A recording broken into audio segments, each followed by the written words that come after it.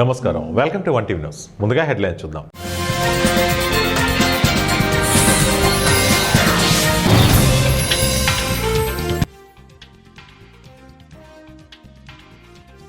Mexico football మైదానంలో కాల్పులు, 11 మంది మృతి.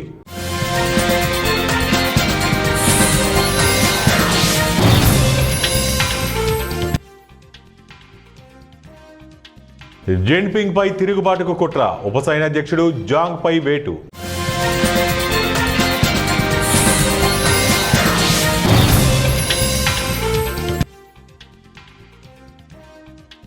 భారత్ EU మధ్య కుదిరిన స్వేచ్ఛా వాణిజ్య ఒప్పందం, ప్రధాని నరేంద్ర మోదీ వెల్లడి. చైనా అధ్యక్షుడు జీ జిన్పింగ్ తన సన్నిహిత మిత్రుడు, అత్యంత శక్తివంతమైన సైనికాధికారి జనరల్ జాంగ్ యాజియాను పదవి నుంచి తొలగించారు. చైనాకు చెందిన సెంట్రల్ మిలిటరీ కమిషన్ ఉపాధ్యక్షుడిగా జాంగ్ వ్యవహరిస్తున్నారు. కాగా ఇటీవలే మరో 4 CMC జనరల్స్ ని చైనా పదవుల నుంచి తప్పించింది. అధ్యక్షుడు జీ జిన్పింగ్ కి వ్యతిరేకంగా జాంగ్, ఇతర జనరల్స్ తిరుగుబాటుకు కుట్ర పన్నినట్లు ఆరోపణలు వినవస్తున్నాయి. ఈ జనరల్స్ కొందరు హత్యకు గురైనట్లు తెలుస్తోంది. ఐరోపా సమాఖ్య మధ్య స్వేచ్ఛా వాణిజ్య ఒప్పందం కుదిరిందని ప్రధాని నరేంద్ర మోదీ వెల్లడించారు. ఈ మేరకు సోమవారం ఈ ఒప్పందంపై సంతకాలు చేసినట్లు తెలిపారు. ప్రపంచ దేశాలు దీనిని మదర్ ఆఫ్ ఆల్ డీల్స్ అని చర్చించుకుంటున్నాయని మోదీ పేర్కొన్నారు. ఈ మేరకు గోవాలో ఇండియా ఎనర్జీ వీక్ 2026ను మంగళవారం వర్చువల్ గా ప్రారంభించిన అనంతరం ఆ ట్రేడ్ డీల్ గురించి ఆయన వివరించారు. మెక్సికోలో మరోసారి కాల్పులు కలకలం సృష్టించాయి. ఒక ఫుట్బాల్ మైదానంలో మ్యాచ్ జరుగుతున్న సమయంలో గుర్తు తెలియని దుండగులు తుపాకులతో విచక్షణ రాహిత్యంగా కాల్పులు జరిపారు. కాల్పులో 11 మంది ప్రాణాలు కోల్పోగా మరో 12 మంది తీవ్రంగా గాయపడ్డారు.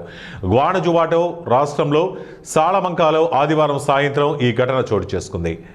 సాకర్ మ్యాచ్ చివరి దశలో ఉండగా సాయుధులు స్టేడియం లోపలికి ప్రవేశించారు. వచ్చి రావడంతోనే కనిపించిన వారిపైకి యథేచ్ఛగా కాల్పులకు దిగారు. ఇది ఆర్గనైజ్డ్ క్రైమ్ ముఠాల పనేనని అందరికీ తెలుసు. శాంతి భద్రతలను అదుపులోకి తెచ్చేందుకు కేంద్ర ప్రభుత్వం సహాయం చేయాలి.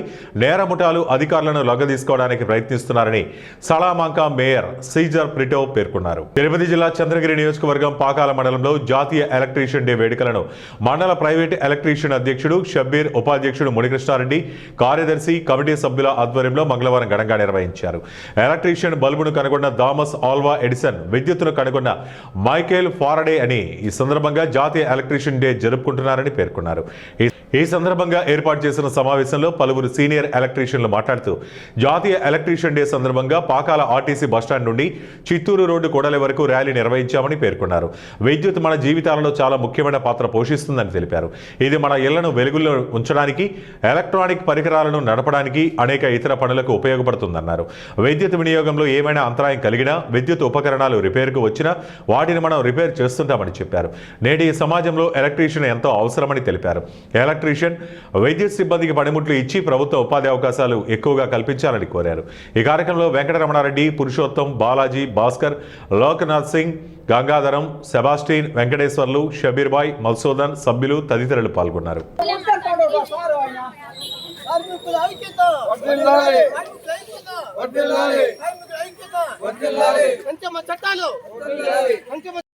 ప్రైవేట్ ఎలక్ట్రికల్ కార్మికుల ఐక్యత, జిందాబాద్ ప్రైవేట్ ఎలక్ట్రికల్ కార్మికులు, జిందాబాద్ ప్రైవేట్ ఎలక్ట్రికల్ కార్మికులు, వర్ధిల్లాలి ప్రైవేట్ ఎలక్ట్రికల్ కార్మికుల ఐక్యత. ఎన్టీఆర్ జిల్లా Tiruvuru United forum banking union దేశవ్యాప్తంగా 5 రోజులు బంద్ చేయాలని పిలుపునివ్వడంతో తిరువూరు మండల పట్టణ బ్యాంకు సిబ్బంది అందరూ కలిసి భారతీయ స్టేట్ బ్యాంక్ ఆవరణంలో ధర్నా, తమ న్యాయమైన డిమాండ్లు పరిష్కరించే వరకు న్యాయ పోరాటం ఆగదు, పోరాడి మా హక్కులు సాధించుకుంటామనే నినాదాలు చేశారు. SBI SUASC regional secretary BLH Prasad మాట్లాడుతూ దేశవ్యాప్తంగా బ్యాంకు యూనియన్ ఇచ్చిన పిలుపు మేరకు ప్రైవేటు, ప్రభుత్వ, పర్మనెంట్, తాత్కాలిక సిబ్బంది కలిసి ఒక ఐక్యవేదిక ఏర్పడి స్టేట్ బ్యాంక్ ఆవరణంలో ధర్నా చేపట్టడం జరిగింది. డిసెంబర్ 2023 భారత ప్రభుత్వం బ్యాంకు ఉద్యోగస్తులకు 5 రోజుల పని దినాలు ఏర్పాటు చేస్తామని ఒప్పుకోవడం జరిగింది. దాని గురించి ఇప్పటి వరకు ప్రభుత్వం ఎటువంటి నిర్ణయం తీసుకోలేదు. దాన్ని అమలుపరచాలని, మా జీతాలు వదులుకొని ధర్నా చేయటం, 5 రోజులు కొన్ని దినాలు కేంద్ర ప్రభుత్వం ప్రకటించే వరకు ధర్నా కార్యక్రమాలు కొనసాగుతాయని సెక్రటరీ ప్రసాద్ తెలియజేశారు. బ్యాంక్ యూనియన్ పిలుపు మేరకు అన్ని బ్యాంకులు, ప్రభుత్వ, ప్రైవేటు అన్ని బ్యాంకులు, అలాగే తాత్కాలిక, శాశ్వత ఉద్యోగులు అందరం కలిపి ఒక ఐక్యవేదిక ఈరోజు ఇక్కడ state bank Tiruvuru main branch ముందు ధర్నాకు చేయడం జరిగింది. ఈ ధర్నా గల మెయిన్ కారణం అందరికీ తెలిసిన విధంగానే డిసెంబర్ 2023 మనకి భారత ప్రభుత్వం ఇండియన్ బ్యాంక్స్ అసోసియేషన్ 5 రోజుల పనిదినాన్ని అమలు చేస్తామని చెప్పేసి ఒప్పుకున్నారు. 2 సంవత్సరాలు పూర్తయిపోయింది. దాని గురించి ఎటువంటి మరి మాట్లాడట్లేదు, దాన్ని అమలుపరచట్లేదు. అందుకోసం అని చెప్పేసి ఈరోజు మేము జీతాలను వదులుకొని మరి రోడ్లకి స్ట్రైక్ చేయడం గల కారణం జరుగుతుంది. ఇది దేశవ్యాప్తంగా జరుగుతుంది. మరి ఈ ధర్నాలో పాల్గొన్నటువంటి ప్రతి కామ్రేడ్ కూడా ధన్యవాదాలు తెలుపుతున్నాం యూపీయూ తరఫున. తెలంగాణ బొగ్గుగని కార్మిక సంఘం 24వ ఆవిర్భావ దినోత్సవ వేడుకలను పెద్దపల్లి జిల్లా రామగుండం బొగ్గు గనులపై ఘనంగా నిర్వహించారు. సంఘం అధ్యక్షులు మిర్యాల రాజిరెడ్డి ఆధ్వర్యంలో కార్మికులు, నాయకులు టీబీజీకేఎస్ జెండాను ఆవిష్కరించి అమరవీరులకు నివాళులర్పించారు. యాజమాన్యానికి తొత్తులుగా వ్యవహరించిన జాతీయ సంఘాలకు ప్రత్యామ్నాయంగా కార్మికుల పక్షాన టీబీజీకేఎస్ నిలిచిందని రాజిరెడ్డి పేర్కొన్నారు. పర్మనెంట్ కార్మికులతో పాటు కాంట్రాక్ట్ కార్మికులకు మెరుగైన వేతనాలు, వేజ్ బోర్డు స్థిరీకరణ కోసం ఏర్పాటు చేసినట్లు ఆయన తెలిపారు. వాణి స్థలాల్లో మృతి చెందిన కార్మికులకు నష్టపరిహారంతో పాటు కుటుంబంలో ఒకరికి ఉద్యోగాన్ని కల్పించిన ఘనత తమదేనన్నారు. తెలంగాణ జాతిపిత జయశంకర్ ఆశయాలకు అనుగుణంగా మాజీ ముఖ్యమంత్రి కేసీఆర్ మార్గదర్శకత్వంలో కార్మికుల పక్షాన నిలబడతామని ఆయన హామీ ఇచ్చారు. సింగరేణి ఉద్యోగులకి, కార్మిక సోదర సోదరీమణులకి, టీబీజీకేఎస్ నాయకులకి, కార్యకర్తల అందరికీ కూడా తెలంగాణ బొగ్గని కార్మిక సంఘం 24వ ఆవిర్భావ దినోత్సవ శుభాకాంక్షలు తెలియజేస్తా ఉన్నాం. మిత్రులారా, 27 జనవరి 2003లో ప్రొఫెసర్ జయశంకర్ గారి చేతుల మీదుగా పురుడు పోసుకున్నటువంటి సంఘం తెలంగాణ బొగ్గని కార్మిక సంఘం. ఆ రోజు ఉన్నటువంటి జాతీయ సంఘాల యొక్క వైఫల్యం అయితేంది, వేజ్ బోర్డు సరిగా స్థిరీకరించకపోవడం అయితేంది, ఎన్సీడబ్ల్యూఏ కార్మికులకు న్యాయం చేయకపోవడం అయితేంది, ఏ ఒక్క సమస్యను పట్టించుకోకపోవడం అయితేంది, కార్మికులంతా కూడా ఎవరు మన కోసం వస్తారా అని చూస్తున్నటువంటి తరుణంలో కొప్పుల ఈశ్వర్ గారి నాయకత్వంలో తెలంగాణ బొగ్గని కార్మిక సంఘం ఆవిర్భవించింది.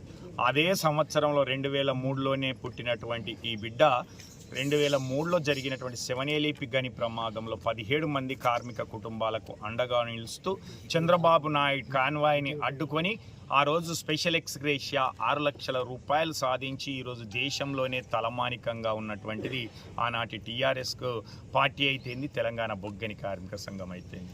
అలాగే అదే సంవత్సరంలో 88 గనిలో జరిగినటువంటి ప్రమాదంలో 10 మంది బండకూలి చనిపోతే ఆ కుటుంబాలకు కూడా అండగా నిలిచింది.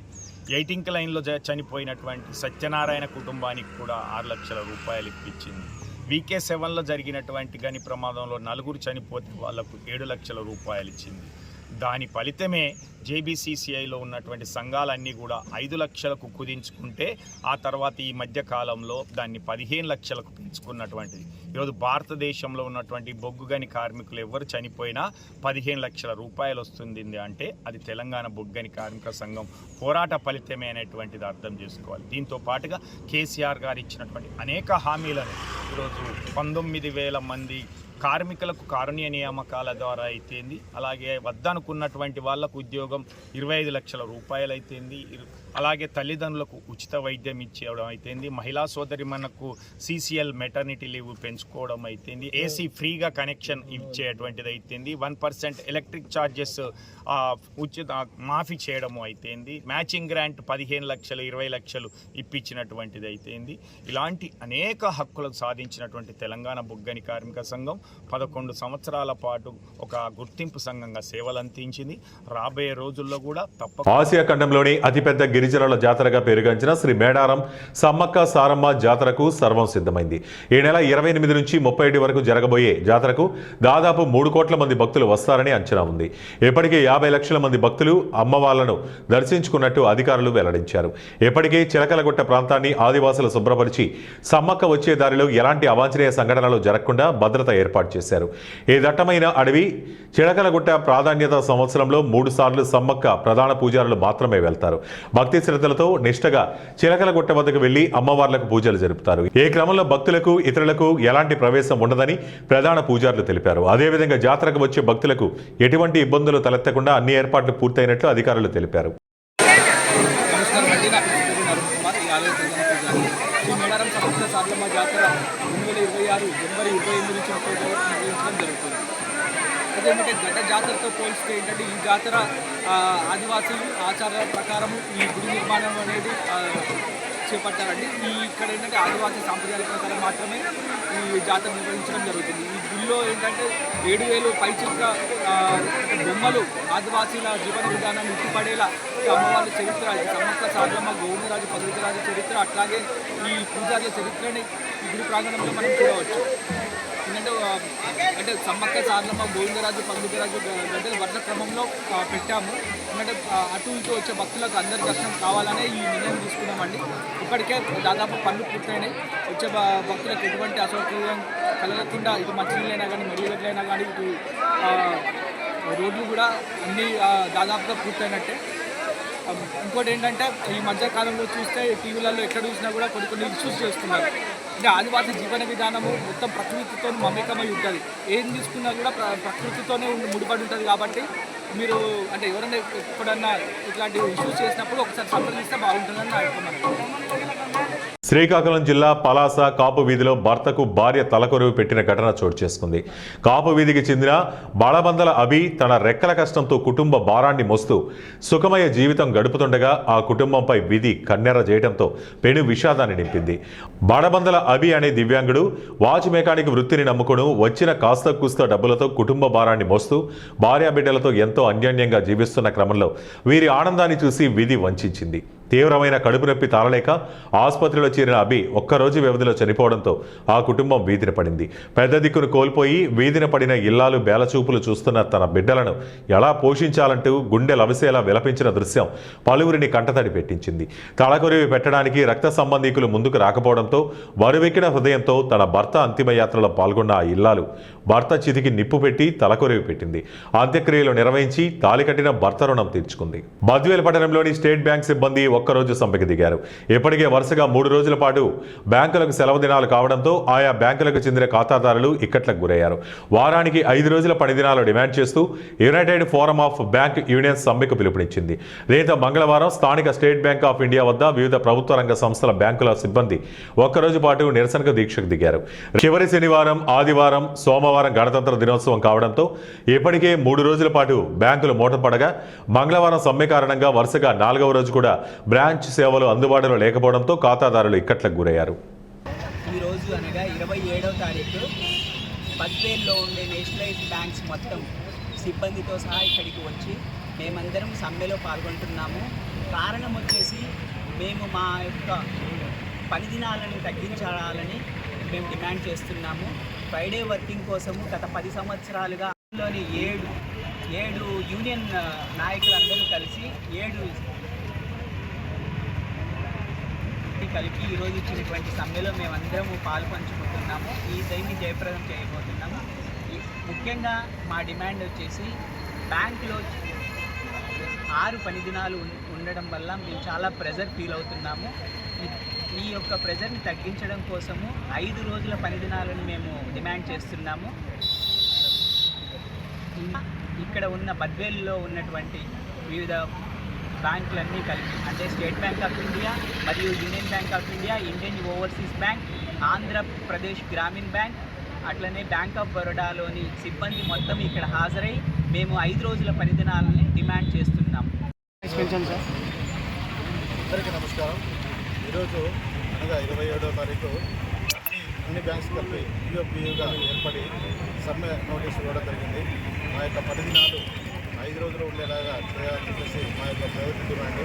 పని ఒత్తిడి కారణంగా ఈ విధంగా డిసిషన్ తీసుకోవడం జరిగింది. అన్ని banks Andhra SBI, union bank and other banks అందరూ ఆఫీసర్స్ అందరూ కలిసి దీన్ని జయప్రదం చేస్తున్నాము. వార్తలు ముగించే ముందు ముఖ్యాంశాలు మరోసారి.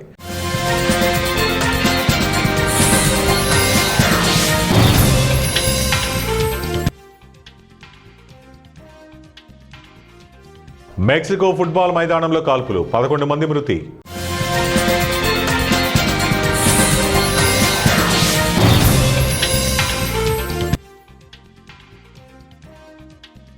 జిన్పింగ్ పై తిరుగుబాటుకు కుట్ర, ఉప సైన్యాధ్యక్షుడు జాంగ్ పై వేటు.